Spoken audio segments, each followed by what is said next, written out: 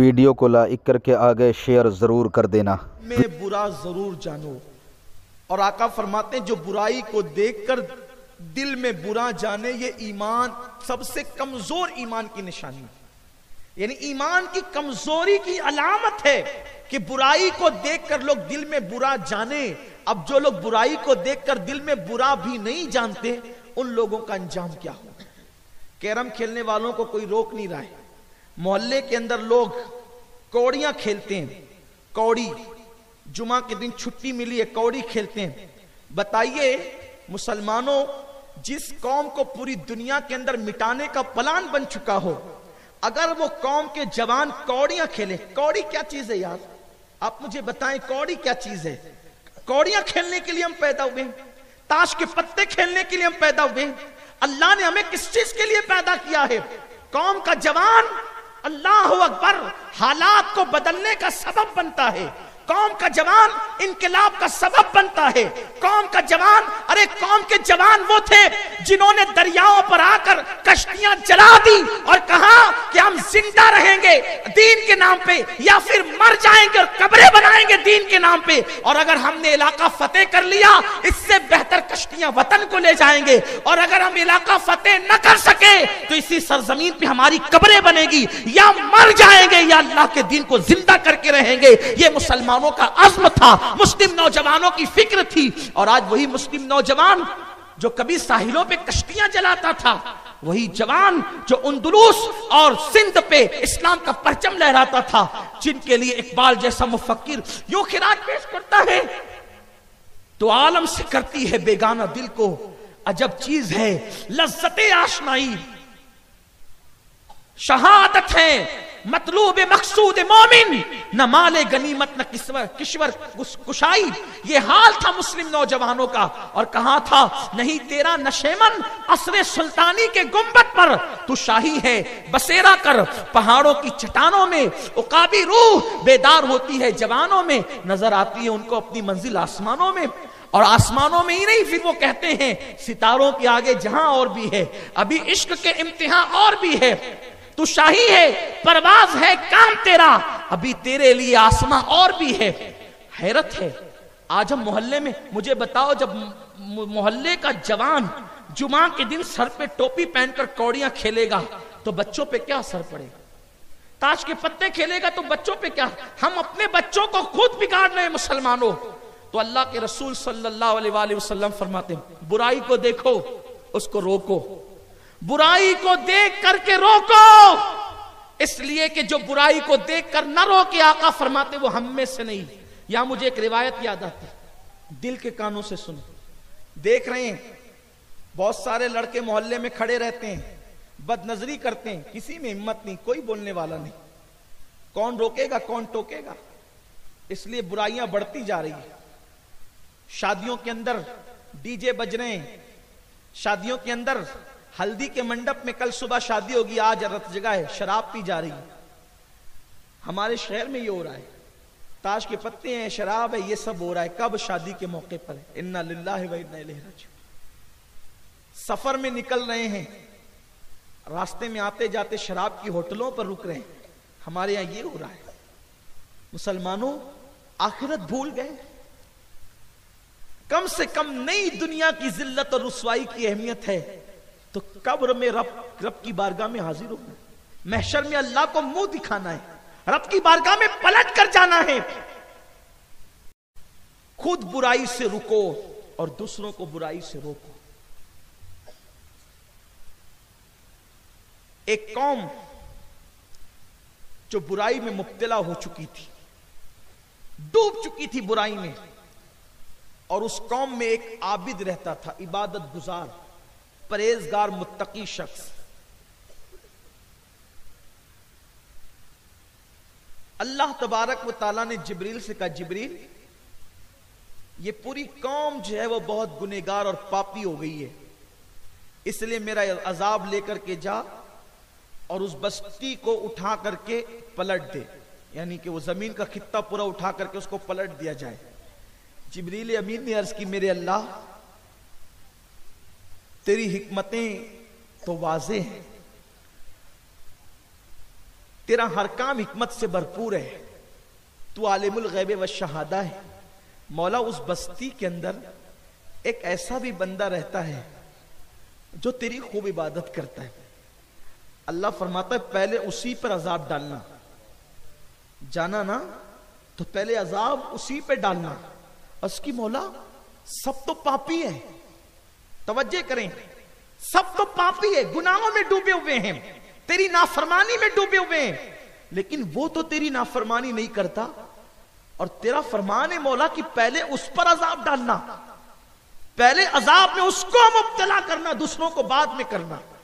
मौला वो तो पाप नहीं करता, वो तो गुनाह नहीं करता। इरशाद हुआ जिब्रील वो खुद गुनाह नहीं करता, लेकिन उसके सामने जो पाप और गुनाह होते हैं वो उसको रोकता नहीं। यानी खुद नेक बन जाना काफी नहीं है, खुद मुत्तकी बन जाना काफी नहीं है। हम ये सोचते हैं चलो मैं नमाजी बन गया, मैंने दाढ़ी रख ली, मैंने फिल्में छोड़ दी, मैंने जुआ छोड़ दिया, मैंने कैरम छोड़ दिया, मेरे घर के लोग बापर्दा हो गए, अब मैं क्या करूं?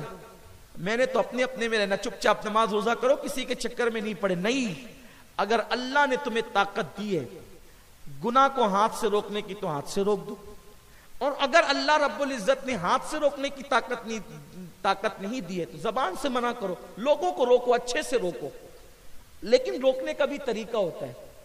दो बातें अर्ज करके अपनी गुफ्तगू खत्म कर दूं। देखो हुजूर सल्लल्लाहु अलैहि वसल्लम लोगों को बुराइयों से कैसे रोकते थे, आका का अंदाज़े करीमाना क्या था, अंदाज़े हकीमाना क्या था।